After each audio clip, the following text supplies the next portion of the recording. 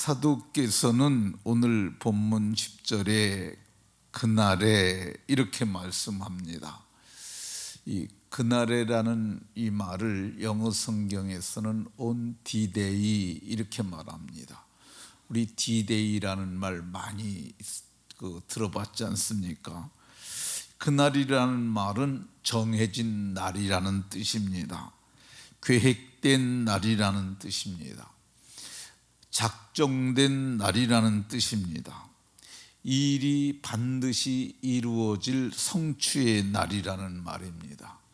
하나님이 D-Day를 정하셨는데 그건 하나님께서 정하신 절대 날이라고 할 것입니다. 오늘 본문은 그가 강림하신다고 말씀합니다. 그날에 그분께서 강림하시는 거예요. 이거는 이 천사도 모르고 아들도 모르고 오직 아버지만 아시는 아버지께서 정하신 그날인데 그날에 그가 강림하신다고 말씀합니다. 그가 누구냐? 7절에 보면 그가 주 예수님이라고 얘기를 합니다. 주 예수께서 그날에 강림하시는 분이 우리의 주가 되시는 그분의 이름은 예수님이라고 이렇게 말씀합니다. 그분께서 어떻게 강림하시느냐? 주 예수께서 자기 능력의 천사들과 함께 강림하신다고 말씀합니다.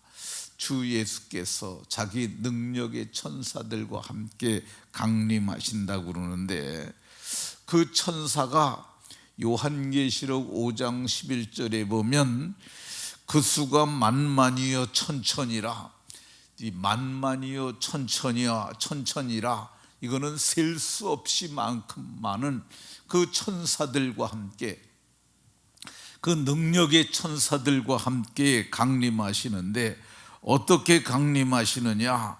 하늘로부터 불꽃 가운데 나타나실 때에 이렇게 말씀합니다. 하늘로부터 불꽃 가운데 나타나실 때에 이렇게 성경이 말씀합니다.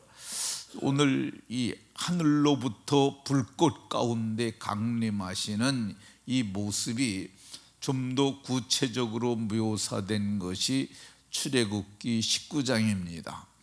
그 사람들이 이스라엘 백성들이 이 어린 양의 피를 문설주와 인방에 바르고 애굽에서 속량되고 모세에게 속하여 구름과 바다에서 세례를 받고 그들이 시내산 앞에 그 광야에 있을 때 하나님께서 모세에게 셋째 날에 강림하실 것이라고 말씀하셨어요. 그래서 3일 동안 너희는 정결케 하고 셋째 날을 기다리라고 그랬는데 출애굽기 19장 16절에 보면 그분께서 강림하시는데 우레, 번개, 빽빽한 구름이 산 위에 있고 나팔 소리가 크게 들리니 이렇게 말씀하고 있습니다. 우리 번개 치는 날 여름에 뭐 그런 비 오면서 그 모습 보잖아요. 그리고 뇌성이 울게 되면 우르릉 쾅쾅 하면 그 옆에서 그러게 되면 우리의 마음이 떨리지 않습니까? 그리고 하늘에서 나팔 소리가 울리는데 그 나팔 소리가 점점 커지는 거야. 뿐만 아닙니다. 그 시내산에서 연기가 자욱하니 여호와께서 불 가운데서 거기 강림하셨다고 얘기를 합니다. 그 시내산에 강림하셨을 때 그 모습을 19장 출애굽기 19장에 보면 그 연기가 옹기까마 연기같이 떠오르고 온 산이 크게 진동하고 얼마나 놀랍겠어요. 땅이 진동하죠. 천둥이 치죠. 뇌성이 울죠. 번개가 치죠. 그리고 이 불이 하늘에서 불 가운데 거기 강림하셨는데 그것이 조그만 불이 아닙니다. 이 구글 어스라고 하는 것이 있어요. 그게 구글 지도예요. 그게 이제 이 구글에서 만든 지도인데 거기를 들어가 보면은요, 인터넷으로 들어갈 수 있어요. 여러분들이 스마트폰 가지고도 구글 어스라고 치면 그게 나와요.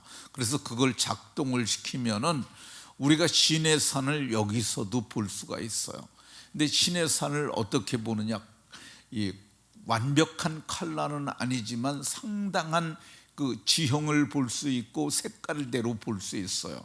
그 구글 지도는 평면 지도가 아니라 둥그란 지도예요. 둥그란 모습으로 그걸 우리가 보는데, 거기에 보게 되면 그 시내산이 그 꼭대기 부분이, 그러니까 한 90% 산에 보면 이게 이제 구부능선이라고 불러요. 그러니까 구부능선 그 윗부분은 지금도 불탔던 흔적으로 그 새까맣게 아주 검은색으로 다 이렇게 그 표현이 됩니다. 근데 그게 아마도 그때 하나님께서 불 가운데 강림하실 때 불탄 흔적이다, 이렇게 하는 사람들이 있는데, 저는 그게 굉장히 설득력 있는 표현이라고 이렇게 생각합니다.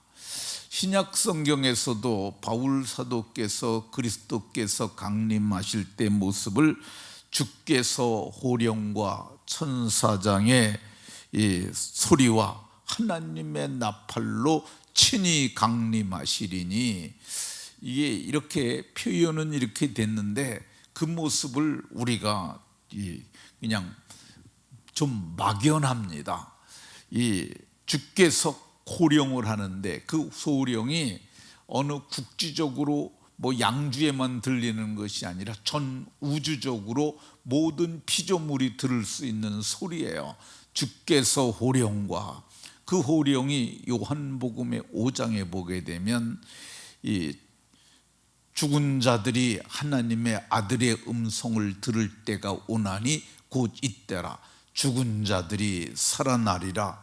그래서 선한 일을 행한 자들은 생명의 부활로, 또 악한 일을 행한 자들은 심판의 부활로 나오리라고 그랬는데, 그 주님의 호령 소리가 무덤 속에 있는 자들을 다 깨우고 일으키는 소리니까 그 우주적인 재림이죠. 우주적인 그 놀라운 일이 일어나게 되는데, 주 예수께서 강림하시는 그날에 어떤 일이 일어나느냐, 오늘 6절에 보면 너희로 환난을 받게 하시는 자들에게는 환난으로 갚으시고, 그러니까 우리를 박해했던, 우리를 고통을 주었던 그 사람들에겐 환난으로 갚으시는, 그 사람들은 환난의 날이죠.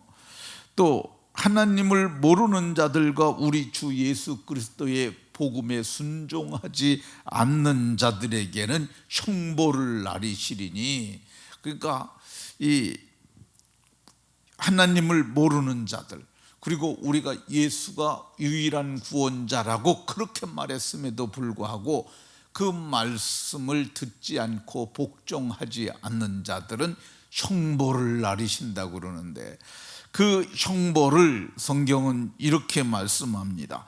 영원한 멸망의 형벌인데, 주의 얼굴과 그의 힘의 영광을 떠나서, 이 표현을 우리가 잘 모릅니다. 왜 그러냐면 주의 얼굴도 우리가 막연하잖아요.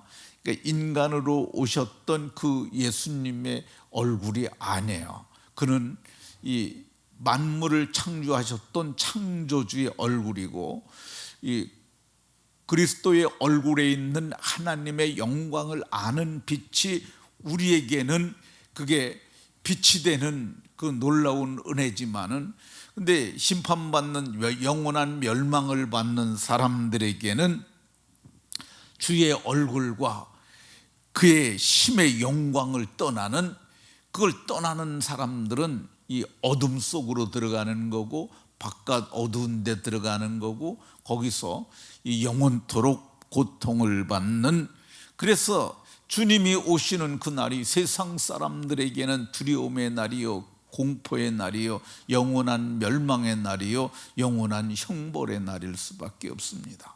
그러나 이 예수님을 주로 믿는 우리들에게는 그날이 어떤 날이냐? 우리가 믿었던 말씀의 성취를 보는 날이에요.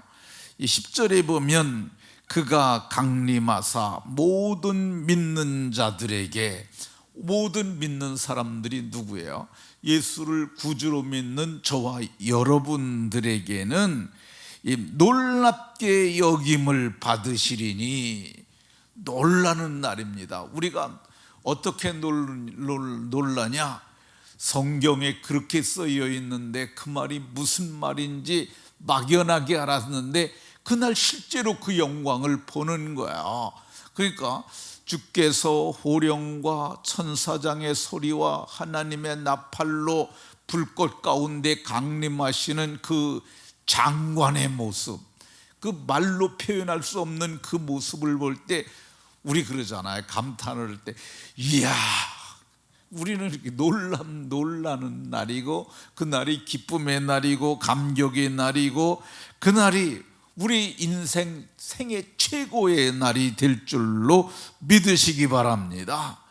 그때 우리는 10절에 있는 대로 그의 성도들에게 영광을 받으시고, 우리가 그분께 영광을 돌리지 않겠어요? 그 영광스러운 모습을 보고 영광을 어찌 아니 돌릴 수 있겠습니까? 그분께 영광을 돌리고 그분께서는 영광을 받으시고, 또 우리도 그분의 영광에 참여하는 거예요. 그분의 즐거움에 참여하는 거예요. 그러니까 그날은 우리에겐 인생의 최고의 날이 될 것입니다. 성경은 그날에 예수님을 주로 믿는 우리들이 강림하시는 주를 만날 때 환난 받는 우리들에게 7절에 보면 우리와 함께 안식으로 갚으시는 것이 하나님의 공이시니 안식의 복을 누리는데, 이게 누구에게 그 일이 일어나느냐? 주일에 안식했던 오늘 우리들 그리스도인들에게 영원한 안식을 주시는데, 그것이 영원한 영광스러운 나라에 들어가는 복입니다. 그때 그 장면을 공중으로 끌어올려, 그래서 그걸 휴거라고 그러는데, 데살로니가 전서에 그 공중으로 끌어올려서 주를 영접하는데 그것을 어린 양의 혼인잔치라고 이 요한계시록에는 말씀하고 있습니다. 우리 생애의 최고의 날이 장차 올 것입니다. 그래서 우리는 두려움의 날이 아니라 그 날이 기쁨과 감격의 날이 되는데, 모두가 그 날을 고대하며 날마다 믿음으로 이기면서 살아가는 복된 성도들이 다 되시기를 주 예수 그리스도의 이름으로 축원합니다.